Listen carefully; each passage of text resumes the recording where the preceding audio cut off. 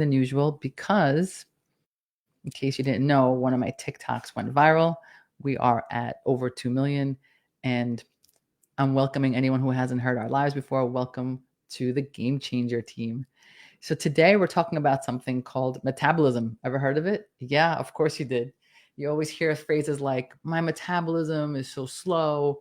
I can't even look at a donut and then gain weight. I hear people say, my sister's metabolism is fast. She can eat anything, but I can't eat anything. My metabolism is slow. As you age, your metabolism gets slower, right? These are sentences that you hear. Maybe you say them and you're familiar with them.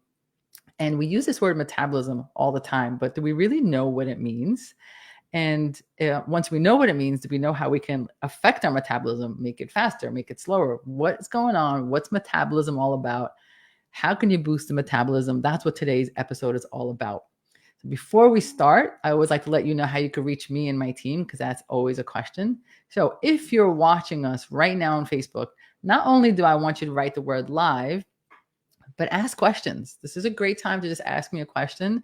I'll look at the end, or maybe, I'll message you after, but ask your question, whatever comes to mind, even if it's off topic. This is your time to shine. And if you're watching us on replay, type the word replay so that we know you're here, but then also ask your question here. Don't be shy. This might be a question that a lot of people are asking, and I can answer it right here, and other people can benefit from the question. So there's no such thing as a bad question. Let's hear it. Let's see what you have to say. Wherever you're watching it, type the word change. So that will let us know that you want the show notes, and my team will send it to you. If you're watching me on YouTube, hi. Thanks for being on the channel. Don't forget to like and subscribe. And if you're listening to me on the podcast, you're not missing much. I'm wearing a white shirt today. Always have my wife's red stethoscope on that she bought for me.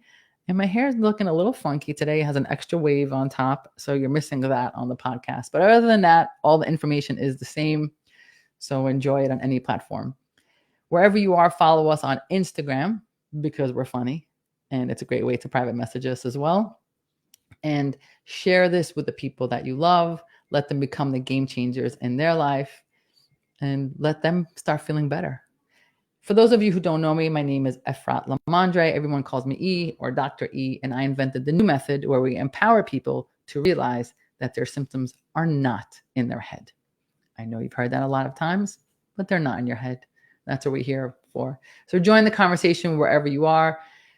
Chat, ask your questions, whatever platform you're on, we will answer. So let's jump in and talk about metabolism. So metabolism, let's get a little technical. I always like to start with definitions so we're all on the same page. So metabolism basically refers to a chemical metabolic process that takes place as your body converts into energy. So it's basically the process in your body that takes the calories from food and turns it into energy. The body. It's your way your body uses food to gas up the tank. That's what metabolism is, okay? You take the food and you're turning it into fuel. That process, metabolism. That's the whole thing.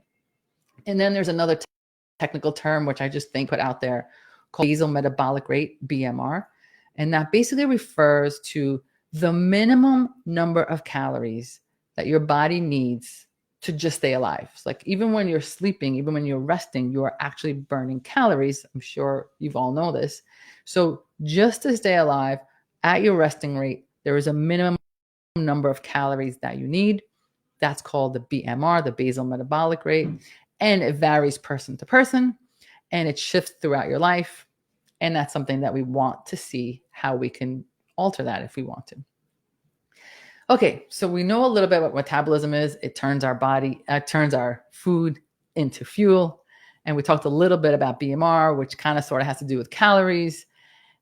And I'm sure that you've heard that the way to lose weight is all about calories. It's a numbers game. Calories in minus calories out. And in general, if that's true, then if you just need, if you need 2,000 calories to stay alive, but you eat 1,900 calories, you should just lose weight. It should be as simple as that. I need 2,000, I eat 1,900, that subtract 100, I'm in deficit, I should lose weight, right? It should be that simple. And in fact, that's what most people tell you. Your doctors will tell you this. A lot of nutritionists will tell you this. The ADA will tell you this. You hear it from a lot of food industry experts. Calories in minus calories out. It should be that easy, but you know for a fact that it's not that simple. And I'm sure many of you have tried calorie restricted diets and it didn't work. So why is that? Why is it? Why is it as simple as everybody makes it out to be? Because metabolism is more than just a calorie count. Okay. So think about it. If it was just a calorie count, if that's all it is, then 100 calories of sugar should be exactly the same as 100 calories of broccoli. And you know intuitively that that's not right. It cannot be that 100 calories of sugar is the same exact thing as 100 calories of broccoli. So you know it, you may not know the reason behind it, but you know that that can't be true. So just already you're starting to understand that it cannot just be a calorie game. Now, granted, if you take in a laboratory, if you put in a lab and you want to test and you take 1,000 calories of soda and 1,000 calories of broccoli and you measure it in a lab with nothing else, you will release the same amount of energy. So in that respect, they are equal. But in real life, outside of the lab, it doesn't work that way. And that's because food is not just about calories. Food is about information. It tells your body what to do. And because food is information, not all calories are equal. Food is not just about calories. It's a set of instructions. It's a food that regulates what goes on in the body. It's a whole new way of thinking of food. So what we really have to do is drill down and talk about what is this information that our food is giving to us and how does that affect our body? Right? So if not all food is the same, it's just like if you have a fancy sports car. I don't have one. I'm just imagining. But if you do, I would imagine you wouldn't put in low grade fuel. You would put the best fuel in because you know that not all fuel is the same. And if you put in low grade fuel, you could tell I'm not really much of a car person, but you know that it wouldn't perform as well. And there's another thing, another myth I want to dispel. So we dispelled kind of the calorie myth and we'll get more into it. But there's another myth I want to dispel, and that is there's a general rule of thumb that metabolism slows down as we age. And to a certain degree, that's correct. But utilizing the right food, we could actually change the rate. We could change it for better and we could change it for worse, which is why talking about calories is not enough. And instead, we have to talk about the information that the food is giving us. There's a whole world of science called nutrigenomics. And that is the conversation of how nutrition affects your genes. It literally turns genes on and off. So by feeding you right information, feeding you the right food, you could turn off genes that can cause disease, turn off genes that lead to obesity, diabetes, Alzheimer's, and turn on the genes that lead to health. Right? So I'm hoping you're beginning to understand that it's way more than just calories. It's all about this information. The quality of our food affects our microbiome. Hello, if you don't know what a microbiome is yet, please watch one of my many episodes on microbiome. I'll talk about it a little bit more today. It affects our hormones. It affects our inflammation. It affects our mitochondria. I'll explain what that is as well. It basically affects our metabolism and our weight, not the calories. The information is what affects our metabolism and our weight. I've said it before, but I'm going to say it again now with this new information that you have at hand. Food is medicine. It's medicine that you take 3 times a day or more, depending how often you eat. So it's critical that you put in the right medicine with the right information into your body, the right type of calories, the right type of micronutrients and macronutrients. Let's talk about that. Let's dive into that. So there's this thing called macronutrients, fancy word for basically protein, fat, carbs, right? Just like macro, meaning on top, like your basic kind of groups. So we have to choose the right kind. I'm just going to give you some examples so you get a sense of why calories are not equal. If you eat steak from a grass-fed cow or a wild animal, it's not the same as eating a burger from McDonald's, even though they're both proteins. If you eat Carbohydrate from high fructose corn syrup, like a lollipop or cotton candy. It's not the same as a carb from asparagus, right? It's clear, even though they might be the same calories. If your food has phytochemicals, which is the colors of the rainbow found in the fruits and in your vegetables, it's not the same as a food with coloring, like food processed colorings, right? So they're not the same, even though the calories might be the same. If you eat fat from Crisco or from fried French fries, it's not the same as fat from omega-3. So calorie for calorie, they will not have the same effect on your body. It's going to be completely different. And if you're eating starch and sugar, which is kind of like the baseline of the standard American diet, you're basically triggering all the wrong messages, which literally slows down your metabolism. Did you know that when you eat a bagel, you're actually slowing your metabolism down? Right? Which people don't realize. So you're eating a bagel, you're like, well, whatever. I have no idea how many calories a bagel is, so don't kill me for this. But it's 200 calories. It's fine. I'll just eat 200 calories. But what you've done when you eat that bagel is you slow down your metabolism. On the other hand, if you eat the same amount of calories of a high quality fat, like an MCT oil or olive oil, you're actually speeding up your metabolism. So the same amount of calories, one's going to slow it down, one's going to raise it up. There was a study that was done with two groups of people who were in the overweight category. And they were divided into two groups. Obviously, I just said that. One was given high carb, but healthy high carb and low fat. And the other was given high fat and very low starch. Okay. Very low starch, very low sugar, very low carbs. And they measured their metabolism, their metabolic rate.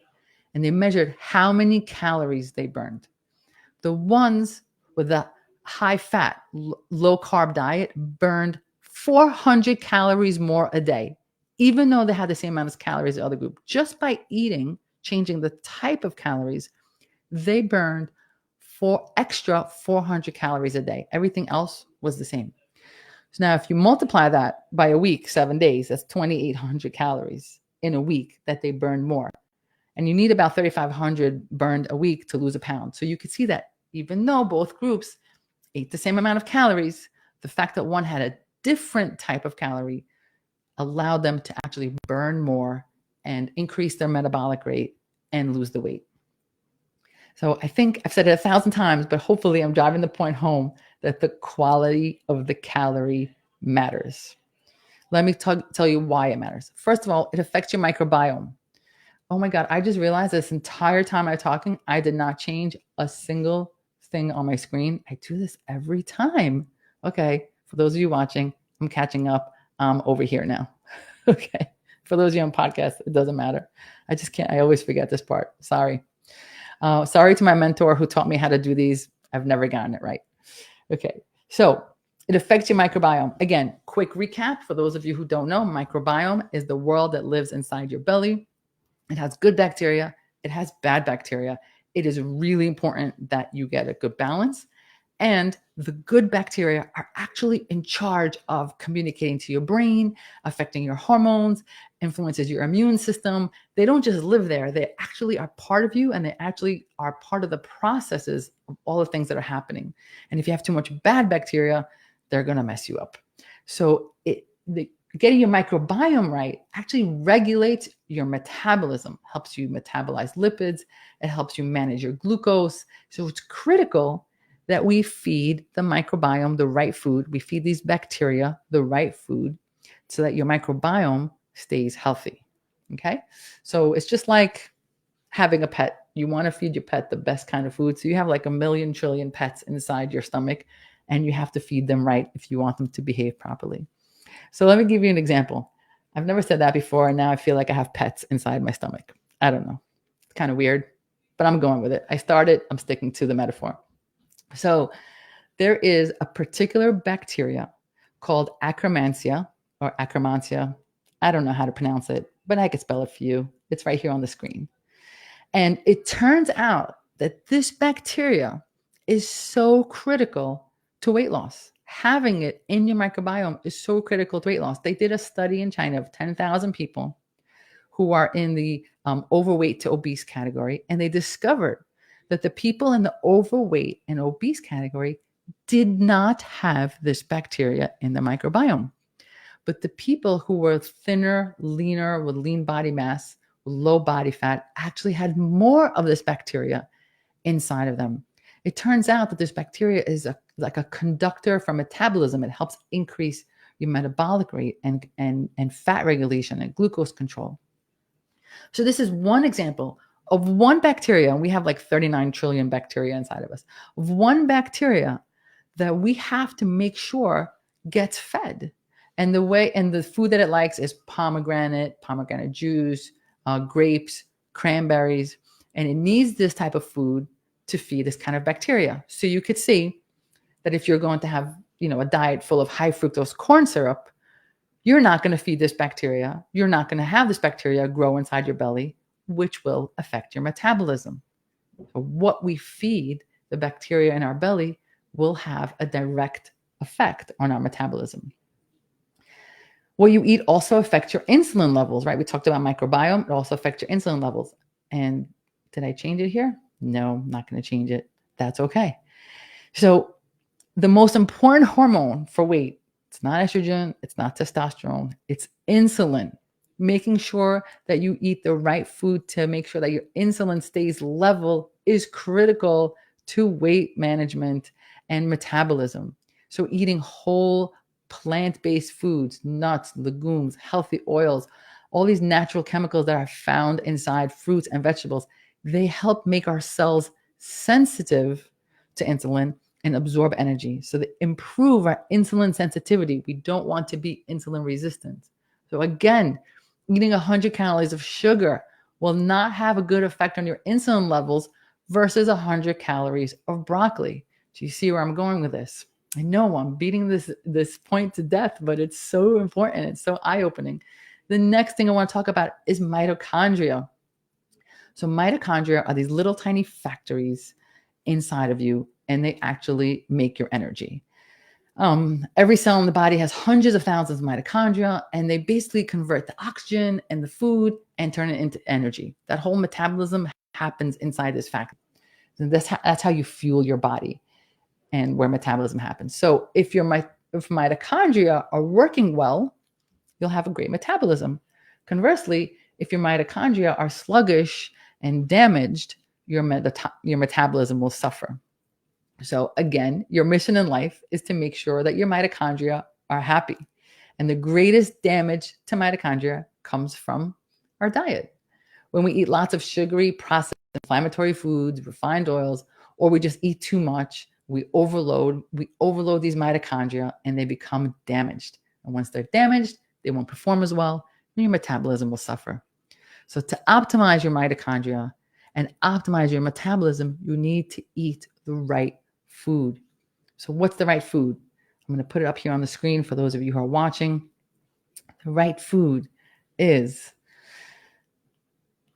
eat healthy fats, a lot of healthy fats, omega-3, avocado, nuts, seeds, wild fatty fish, if you are someone who eats animal protein.